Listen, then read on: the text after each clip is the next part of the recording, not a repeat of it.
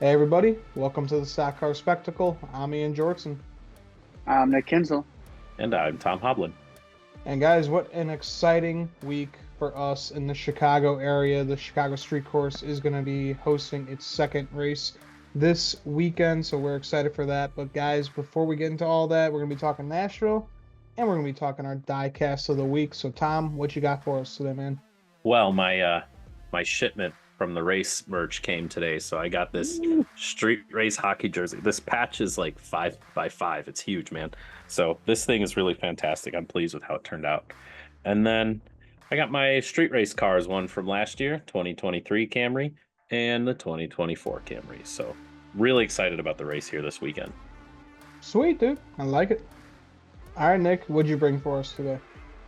Well, this is also 4th of July weekend, and nothing streams America more than Bud Light and Kentucky Fried Chicken. So must know there's David Reagan KFC car from either 2013 or 2014, and I think it was the 1984 Firecracker 400 where President Reagan, Ronald Reagan, was there, and Richard Petty won the race, and they ate KFC 4th of July weekend. So I thought I would bust this bad boy out. Imagine getting to eat fucking fried chicken with the President of the United States.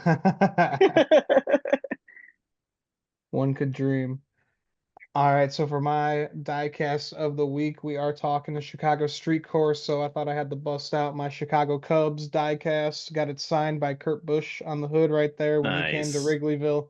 Big Cubs fan too, so thought I had to bring this out. I don't have any diecasts from the street race last year. Actually, I do. I have Noah's bacon car, but that thing didn't The really end up. cursed car. Yeah, it was very cursed. So Wendy's is going to go from zero to hero in Chicago in one season because they're on board with SVG this weekend. So, Oh, their promo video of his car looked great today, oh, dripping the this, dripping the sauce live on the car. Man, oh yeah, the solid. Saucy Nugs car. I'm all about it. That is pretty Do cool. you do you store your Noah Gregson bacon car underneath a bunch of diecast tires?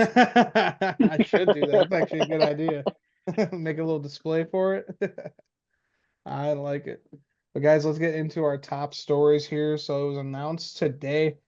Well, it's announced today that there's going to be an announcement tomorrow that Josh Berry is going to be driving for the Wood Brothers. So we're kind of used to it at this point where these reporters are kind of killing the news for these teams and these drivers. So that announcement is coming tomorrow. So Josh Berry will be in the 21, but Bob Packer said that Rodney Childers might not be going over there. Someone asked him about it, and he basically said, "Don't hold your breath."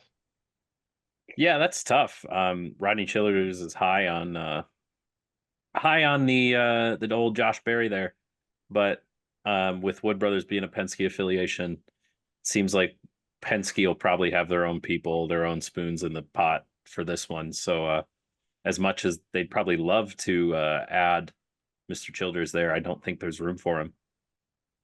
Yeah, we were literally just talking on the show last week how somebody's going to be really lucky to get the duo of Josh Berry and Rodney Childers, and it doesn't look like that's going to happen. But I'm interested to see how Mr. Josh Berry performs here. Ever since Ryan Blaney stepped out of that 21 car, we've had a bunch of pretty mediocre drivers in there, and so Josh is having a pretty good.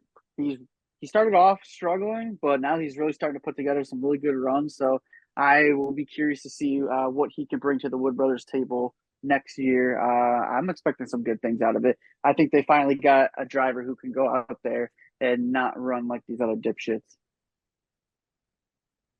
Totally agreed. Well, I mean, after Blaney, you had Paul Menard, Matt DiBenedetto, Harrison Paul Burton Menard now. has been tearing it up in the Trans Am series. Apparently, he's got Yeah, like that four wins in a row or something. yeah, that's what I've been seeing. I saw this like really That's big Paul nuts. Menard fan tweet, and they're like, "Man, I rooted for Paul Menard in the wrong series." Hmm. But good for Paulie. Um, Carson Hocevar, he was penalized 25 points and $50,000 for spinning Harrison Burton. It's just, talking about him, so might as well keep him in the news. Spun him under caution. So yeah, that was very well deserved penalty right there for the 77 driver. It's taken quite a long time for the real Carson Hocevar to show up. So yeah, unfortunate. The nerves get the best of you, or the tempers get the best of him there. I mean, again, he was having a pretty silent campaign until this, so that's not going to look good if he's trying to grow his brand and show that he has moved on from that immaturity. And it's a tough look for him for right now. Yeah, really is. So we'll see how he goes from this. And last bit of news, Joey Logano is going to be running the Chicago Street Race in the Xfinity Series this weekend, but he'll be taking over the 15 for Haley Deegan. The team does not want her to run it. They know that she is not good on road courses. She's not good in these Xfinity cars, period. And we're going to see how old Joey Logano is going to get it done. Do you guys think he's going to have enough fuel to stretch it out? Oh my goodness. This one, I'm scratching my head. Obviously Joey Logano can bring as much sponsorship as Haley Deegan, which is fine.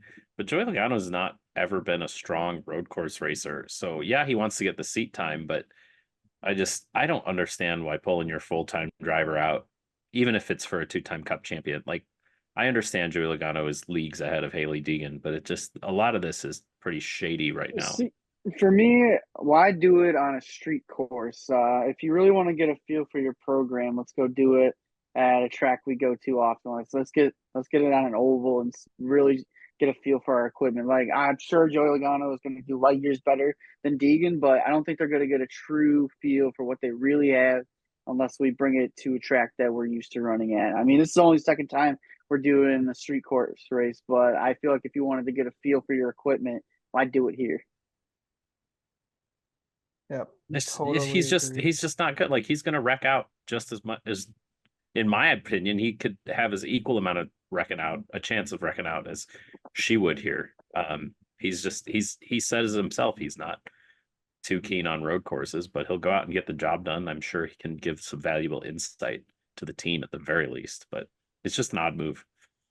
Yeah, really is. So we'll see how he does in that 15 car this weekend. But guys, let's get into Nashville. We had all three series run this weekend. We started off with the truck series. Stuart Friesen led the field to green. That's great to see the speed out of that 52 truck. And then Christian Eckes took the lead and never looked back. And then we had a caution on lap one, typical truck series.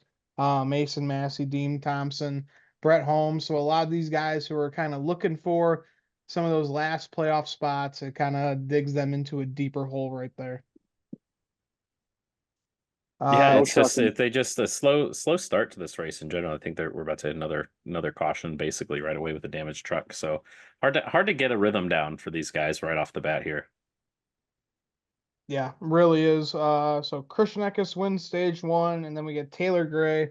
He gets spun and wrecked after Ben Rhodes tagged him, and Tricon and Taylor Gray, they were pretty pissed off about old Ben after that one. I'd be pretty pissed off too. Yeah, I was gonna say me too, man. Like, the uncalled for it.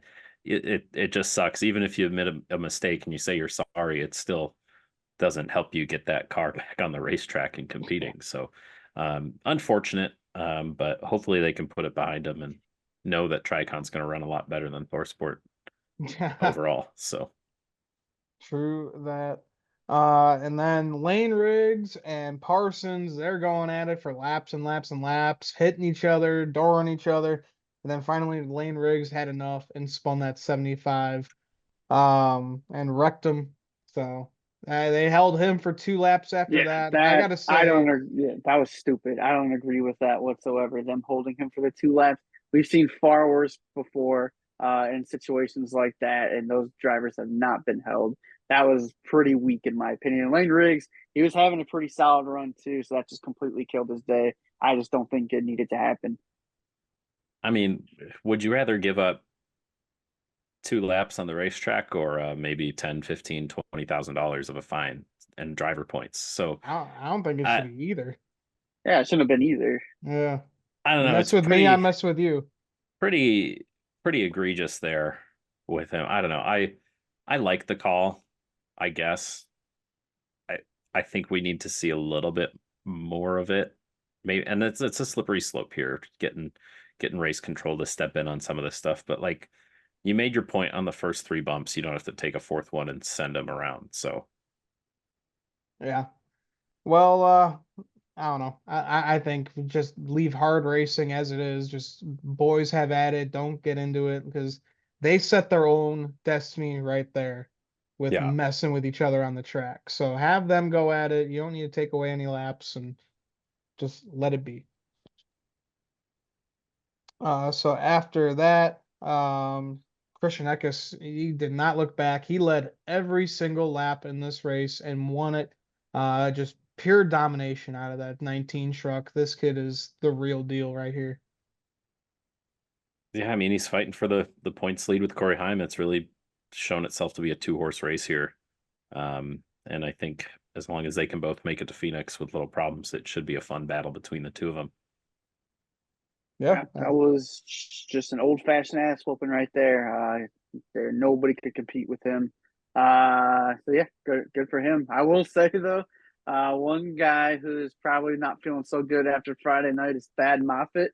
They pulled him from his truck and put Dawson Cram in it, and Dawson Cram he had a pretty solid run given the truck that he was in. He was at least up in the top 25, almost I believe he cracked the top 20 at least once in that race. And he did that almost right away. So Yeah, he finished 20th. Yeah, not a good look for old Thad Moffitt there.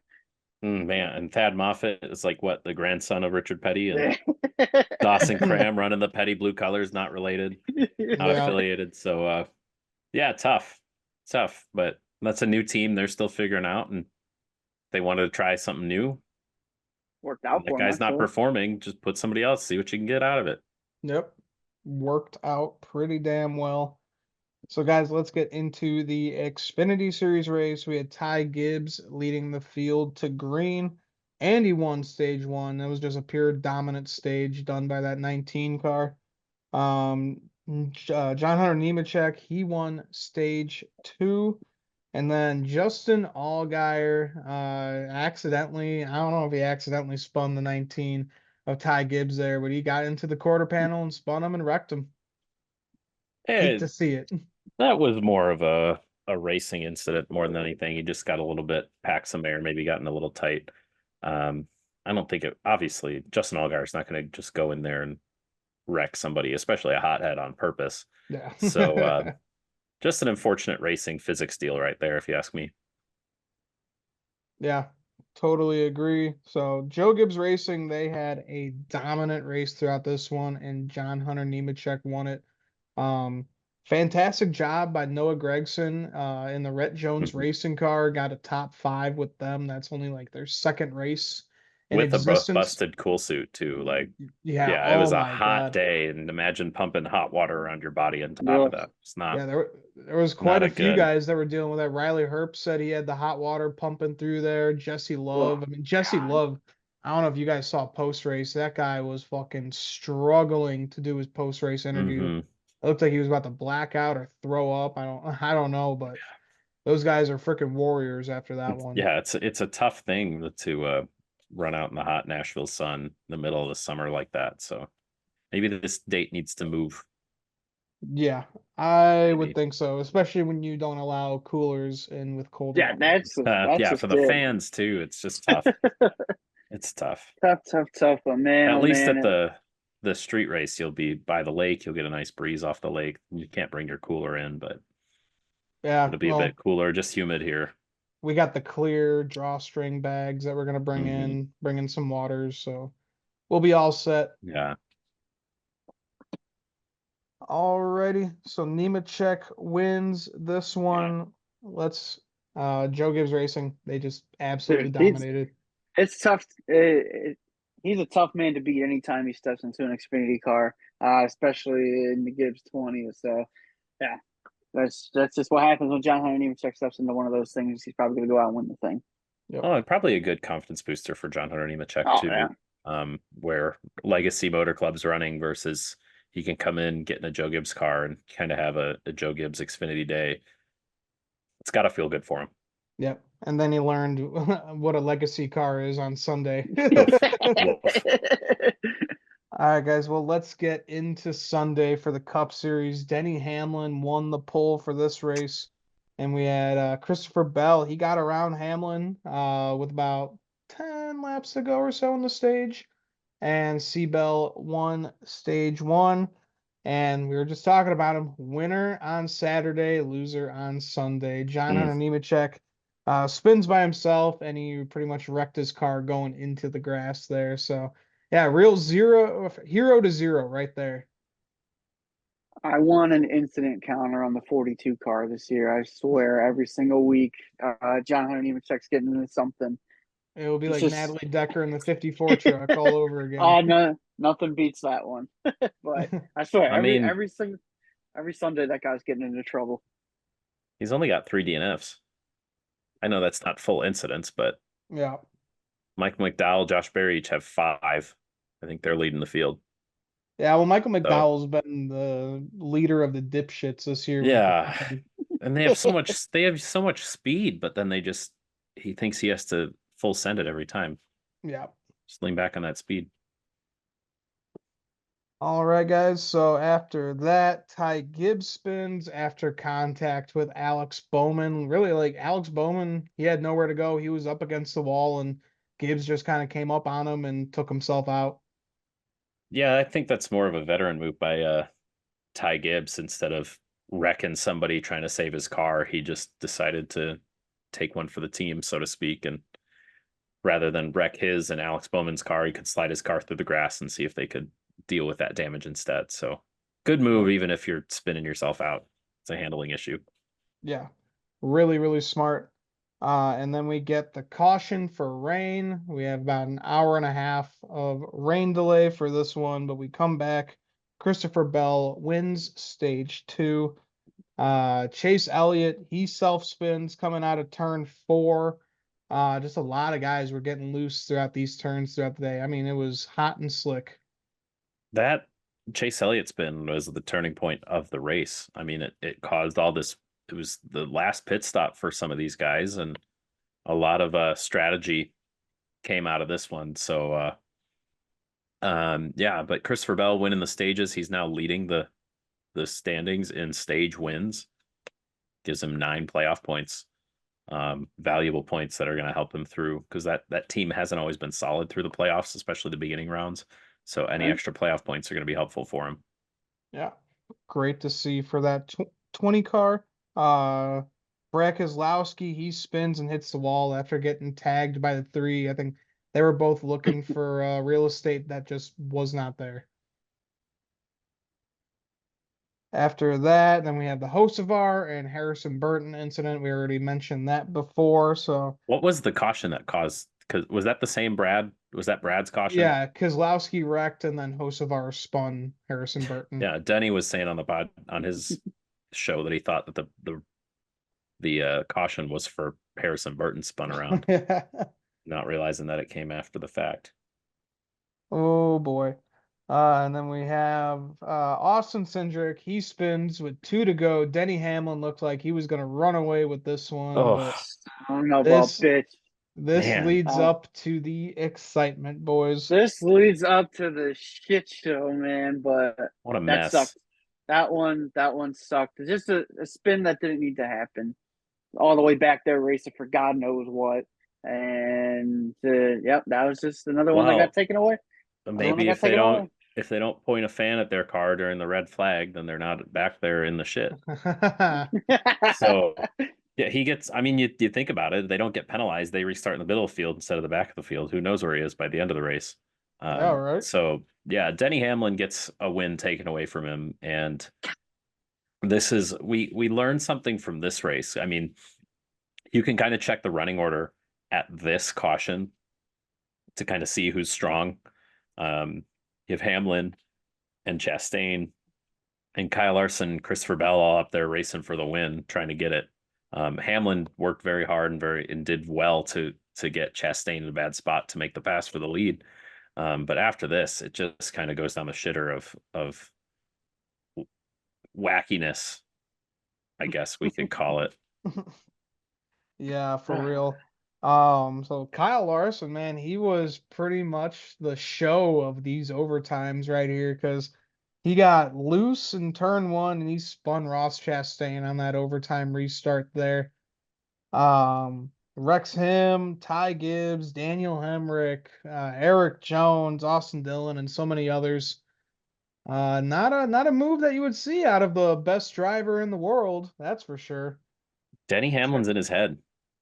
Yeah. If Denny Hamlin's not running in front of him, he's not trying to force the issue down there, doesn't clip the apron, doesn't catch the one. But there's a rivalry of sorts coming out of this at this point, and Kyle Larson has finished second to Denny Hamlin way too many times. But obviously Denny Hamlin's still in the lead out of that. So of that rivalry. It's just I think Denny's in his head. Yeah, it really is. All right, so after that caution, Kyle Larson once again, he ducks down and hits the 19, which causes Daniel Suarez to spin into the infield grass. That's another one for that number 5 car. We get a big wreck in the back after Suarez spins there. Just a bunch of the back markers involved in this one. And we get Kyle Larson once again runs out of gas and he wrecks the number 8 of Kyle Busch, who's already having such a great month and a half so far. Kyle was terrible in the first half, and then they figured something out and he worked his way back up through the field. And I kind of almost wish to see what would he have done if he didn't maintain his position on the Ross Chastain wreck. I mean, he was in the wreck, he was on the wall. Had to check way up not to plow through Chastain. That NASCAR gave him his spot back, which is good for the most part until Kyle Larson runs out of gas in front of him and then he driver sides the wall. So Kyle Busch, even when he catches a break, can't catch a break. And just another disappointing day for the 8 team. But yep, they figured something out. They had, I guess, the one thing you can take away, they had a little bit of speed to get him back in position at the end here. Just doesn't work out all the time, especially with when NASCAR goes to overtime. Who knows what's going to happen? A little bit of growth. That's all you gotta hope for right now with RCR. He's old. He's done growing. That's the problem. I can't even. I don't want to celebrate a little bit of growth. I want to be a grown man stomping on all these people. But we'll take what we can get, I guess. Rough times for Rowdy Nation, guys. Just so crazy. We're not 3 doing wins. well. 3 wins last year. He picked too early over at RCR, and now he's getting that true traditional Richard Childress racing experience. Yeah. Well, they made some changes, and hopefully more changes will come, and we can get a better competition showing each week. Yeah, definitely. Alrighty, and then we get another caution before they take the white flag. Joey Logano almost took it there. And Josh Berry, he spun after contact with the 19. So, guys, this leads up to our 6th overtime restart. This was absolutely insane. A lot of people were calling for we got to put a limit to this, but I don't think so, man. This makes for fun racing. This is how we get a true winner. You got to survive these crazy restarts. And a lot of these guys hold on. True winner. Okay, they all ran out of gas. All these people marching around the back, running slowly throughout the whole stage. Yeah, but you literally had the slow guys up front because they can't stay in the throttle as long. They're spending less gas, and now they end up at the front. I mean, Logano, Smith, Tyler Reddick, I guess, belongs up there. Ryan Preece are all in the top 5. The 22, the 71, the 41. I don't. Hey, they survived until the end. It just it just looks embarrassing. It looks like we were running Arthur trucks out there with how many restarts that we couldn't run one clean lap 6 times in a row to come back to the white. But yeah, I'm all for it. At the end of the day, yeah, I'm pissed off that Denny Hamlin got a win taken away from him in this process, but it made for some excitement. It needs to happen every now and then. Yeah, totally agreed. I mean, it was just insane. We were out in the pool watching that one. I'm like, all right, we're just gonna keep it on going. We're just gonna keep on having fun here. So I don't know. Couldn't have I happened thought to that a was worse crazy. guy. Couldn't have happened to a worse guy. Joey Logano winning this race is just all of that Awful. for a Joey Logano win. I will say Awful. that puts a little sour taste in the mouth. But hey, he did it the best. All those other guys were on. Some of those other guys were on the same fuel strategy as him, and he was able to hold on the 110 longest. laps of fuel. That's And insane. they're That's just saying it would go 70 to 80. that's a veteran move right nuts. there. That's nuts. Yeah, I don't like the guy, but man, kudos to Joey Logano. I'd That say was the fucking one. awesome. No, never kudos to Joey Logano. Fuck The one that. disappointing part, I guess, that can come from this is the tires, because Joey Logano only took 2 tires on the last pit stop, and then he was able to run for that long and still hold on and get that win. That would be the only. Yeah, he kinda changed down. his lefts once during the race, I believe. Yeah.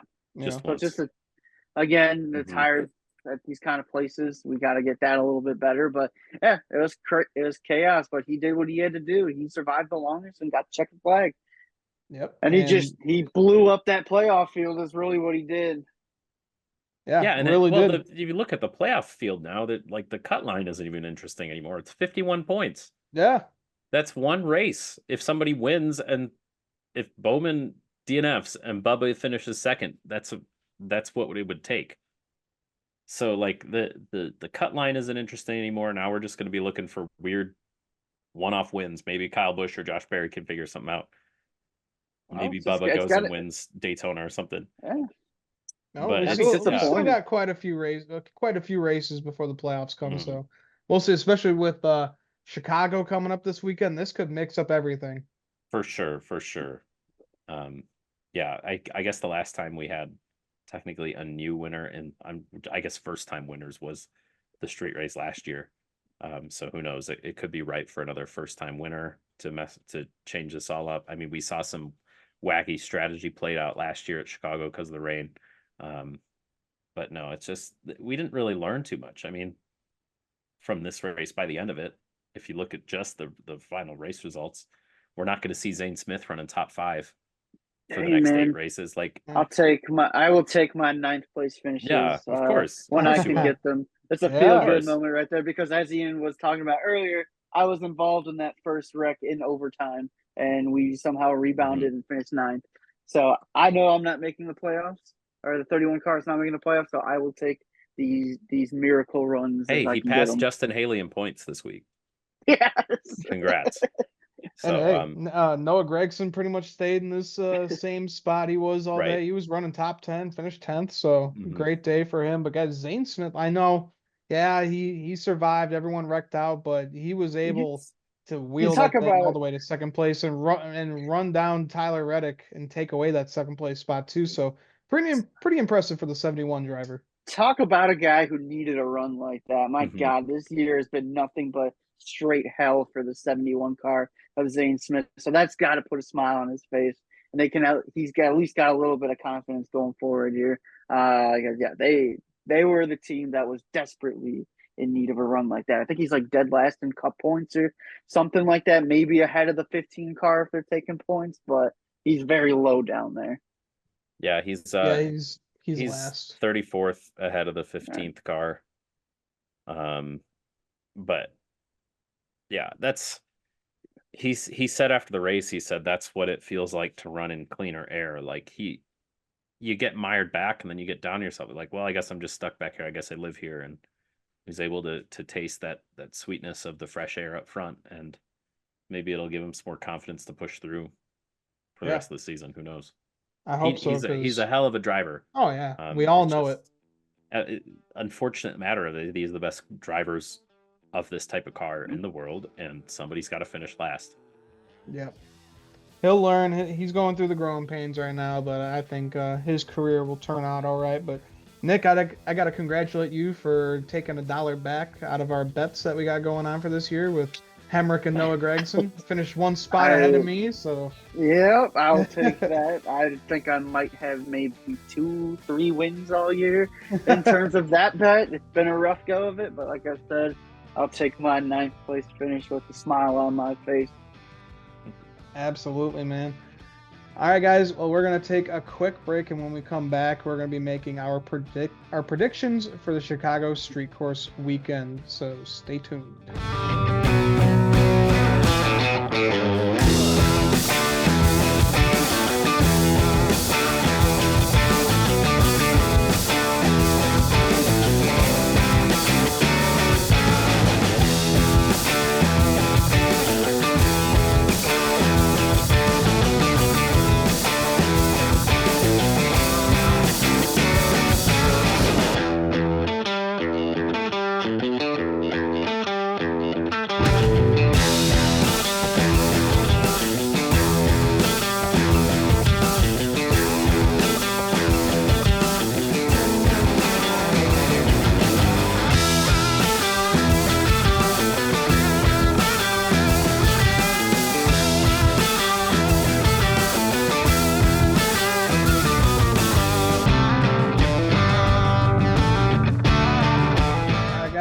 welcome back to the Stock Car Spectacle. We are going to be making our predictions for the Chicago Street Course race. Very excited for this weekend. It is the second annual race down in Grant Park. It's going to be awesome. Tom, you went there last year, and me and Nick are going there this year. Super excited to see race cars on the streets of Chicago. Dude, it's such a surreal thing. You're sitting in the stands or wherever you will be, and you'll be like, oh, I'm in Grant Park, like Buckingham Fountain's right over there. Look at all these cool buildings. And then a car will come past. You're like, oh my God, there's racing going on. Like, oh, there's a reason I'm sitting here. It's such a wild thing. And even with the situation that was last year with the rain and the awful weather, people still waited it out, showed up when they were told they could. And it was an incredible weekend. And the weather's looking better this year. And I just think NASCAR has such a really great thing, and I never want to see this go away. I understand there's a lot of parties at stake and a lot of things that can happen to it.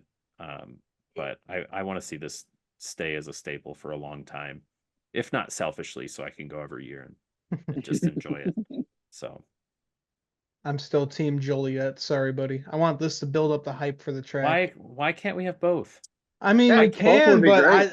I don't see both happening whatsoever. Why And can't we have honestly, both? Because the thing is with this, it's that NASCAR is taking their product and setting it in front of the people. Everybody is so surprised that all these people came out after the rain. It was like, well, they live right here. It's Yeah. not like out in Joliet. You got there, you see that much rain, you drive home. Well, then I'm not going to drive an hour back to the track or however long it takes. But here, it's a 10-minute walk to the racetrack. Yeah. The rain stops, you're like, all right, I'm going to go out to the racetrack again.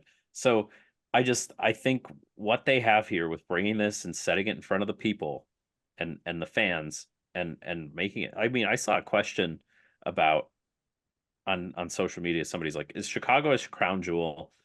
And I was like, well, first of all, no, it can't be a crown jewel. But if they keep it for a long time, it could grow into one. I mean, it's a popular event. I mean, look at the lineups. You have 40-something Xfinity cars showing up. We're going to have a full field for Cup racing. Like, people want to be here, want to be a part of it. All the Cup cars are sponsored, too. It's not like BJ McLeod showing up with this matte black 78. Like, people want to see this. People want to be a part of this. And it's so cool for them to be able to set it up right here. And that's why I think this stays over Joliet. But if the city can't fathom signing a contract, then yes, please bring it to Joliet.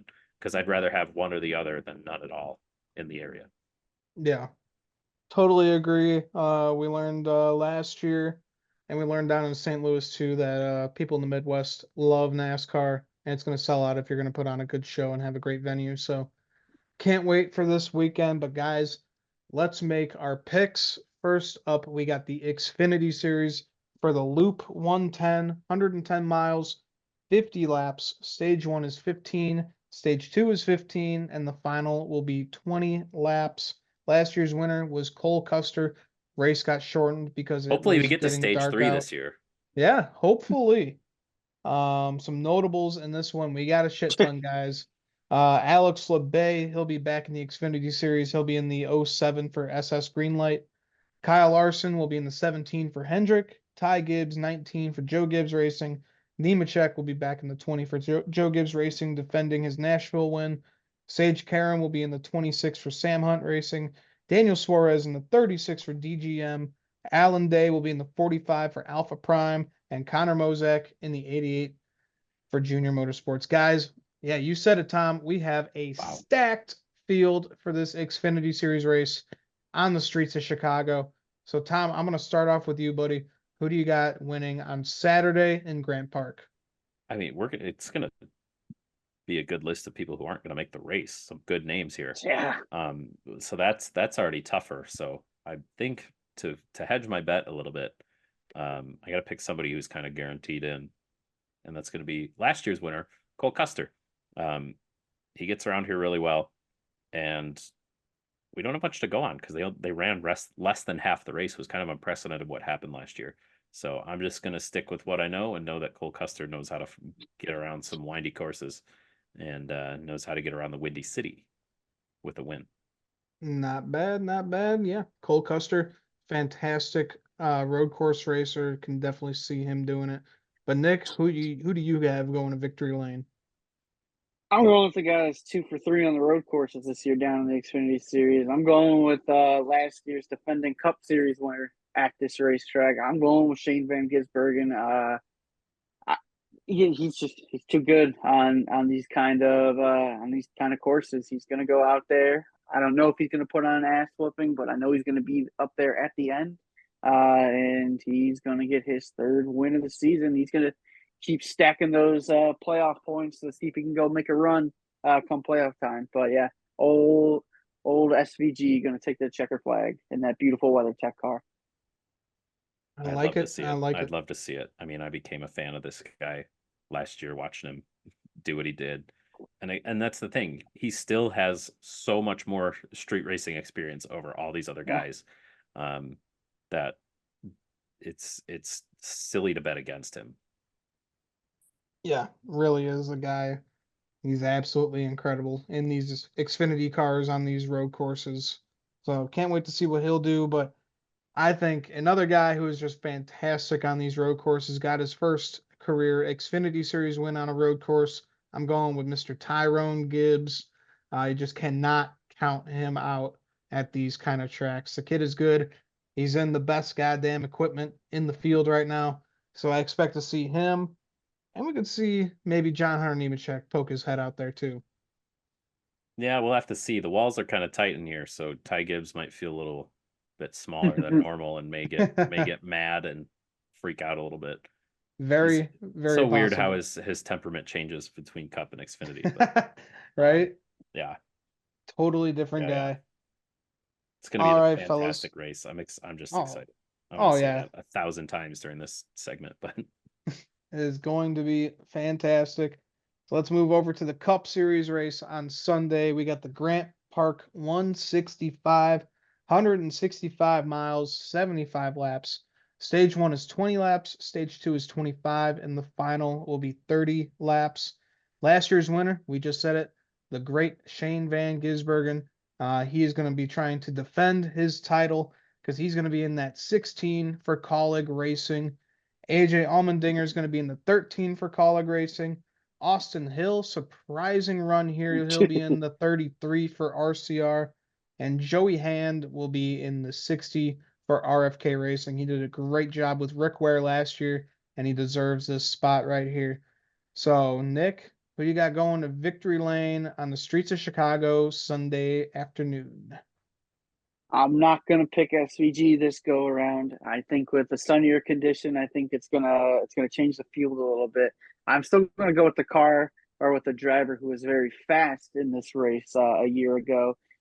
He led some laps, got a very good finish out of it, and it's a guy I hate very much from the town of Winnemac, Indiana. I'm going with someone to completely blow up the playoff field here, and I'm gonna take Justin Haley, car number 51. It's going to be difficult, but he ran this course. I don't know how much of the weather had to do with it last year, but he ran this course very well last year, led some laps. He was up there fighting for this, so why not? I mean, this is our second time coming to the street course, but there's still probably a lot of unknowns here. And guys, they've got some laps on this place, but not enough laps. I still expect maybe a little bit of craziness, so why not? And as much as I hate the guy, he was very good there a year ago. Oh my goodness. That's very big of you, Nick. Holy shit. Oh my goodness. But dude, I mean, he looked great last year in the street course race in that 31 car. Coming close to winning it. So yeah, dude, definitely. I mean, great pick. Very, very unexpected. Holy shit. That's why I said. That's why. But I said I'm going to save it. Also, it's not out of the question. I mean, you made a great case for him, and he's had top 10 speed just outright. So why not? Why not? Yeah, definitely. Great pick there. If Joey Logano can win Nashville, then Justin Haley can win the street course. That's why I saved it. That's why I saved it, because I knew neither of you were going to take that. So, yeah, as much as that pains me to say, why not? Yeah. Hey, we all have to take people we hate. Y'all got to bite the curve sometime. I will never go to this race again if I have to see Justin Haley get his career. Well, not even his first career, his quote unquote second career win in the Cup Series, I will be a very not happy man. But we'll see what happens. But you'll be a smart man, I guess. No. I'll be a smart man. Nick, I guarantee you, man, you will be happy no matter what happens at this race. The aura of this race and being at this racetrack is unmatched. Oh yeah, I mean, I was think- outside. I don't think you'll care this who track. wins. Yeah. I was like, I was out. yeah, Shane passed Kyle Busch last year, and I was cheering for him. I was like, what is happening to me? I was outside the track for a little bit of this race last year, and there was just so many people lined up outside who you wouldn't expect, who probably never seen a NASCAR race in their life, and they're all just phones out, taking videos, taking pictures. And yeah, it was very cool to be on the outside. Now I'm excited to get on the inside. Incredible. Yeah. Alrighty. Well, Tom, who is your pick to win on Sunday? I have to go with someone who is very versatile. He's won on many different types of racetracks and is still good on road courses. And who in this race last year kind of got screwed out strategy wise because NASCAR didn't know how to handle the rain. And when they were going to shorten the race, ran up front. He's very quick, and it's the 20 car Christopher Bell. They're on a hot streak right now, and I think that continues. He got around here really well last year, and I think Christopher Bell can take and do some damage in this race. Yeah, definitely.